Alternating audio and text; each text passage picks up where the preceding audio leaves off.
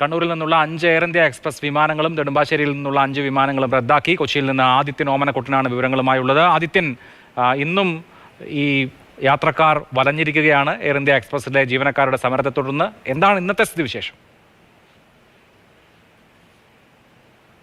അഭിലാഷ്, 2 ദിവസം നീണ്ട air India express ജീവനക്കാരുടെ സമരം ഇന്നലെ രാത്രിയോടെ ഒത്തുതീർപ്പായെങ്കിലും കൊച്ചിയിലും കണ്ണൂരിലെയും യാത്രക്കാർ ഇന്നും വലഞ്ഞു എന്ന് വേണം പറയാൻ. കാരണം ഇരു എയർപോർട്ടുകളിലുമായി 5 സർവീസുകൾ വീതം ഇന്ന് നിർത്തിവെച്ചു. കൊച്ചിയിൽ നിർത്തിവെച്ചത് മസ്കറ്റിലേക്കുള്ള സർവീസും ദമാമിലേക്കുള്ള സർവീസുമാണ്. പ്രധാനപ്പെട്ട 2 സർവീസുകൾ നിർത്തിവെച്ചത്. അത് രാവിലെ 8:35-നും 8:50-നും പോകാനിരുന്ന 2 വിമാന സർവീസുകളാണ് കൊച്ചിയിൽ റദ്ദാക്കിയത്.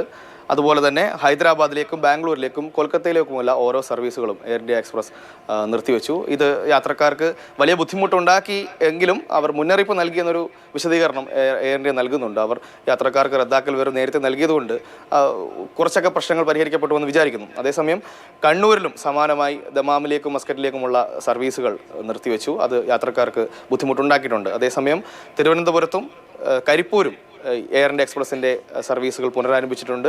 അത് ഒരു നല്ല സൂചനയാണ്. പക്ഷേ കൊച്ചിയിലും കണ്ണൂരും എനിക്ക് തോന്നുന്നത് ഏറ്റവും കുറഞ്ഞത് ഒരു ദിവസമെങ്കിലും ഈ ഷെഡ്യൂൾ അനുസരിച്ചുള്ള സർവീസുകൾ പുനരാരംഭിച്ച് അതൊരു സാധാരണ നിലയിലേക്ക് എത്താൻ മിനിമം ഒരു ദിവസമെങ്കിലും പിടിക്കുമെന്നാണ് തോന്നുന്നത്. അപ്പോൾ പ്രശ്നം പരിഹരിക്കപ്പെട്ടിട്ടില്ല. കണ്ണൂരിൽ 5 സർവീസുകൾ, അതുപോലെ തന്നെ കൊച്ചിയിൽ 5 സർവീസുകൾ, അങ്ങനെ ഇന്ന് 10 സർവീസുകളാണ് ആകെ റദ്ദാക്കപ്പെട്ടിട്ടുള്ളത്.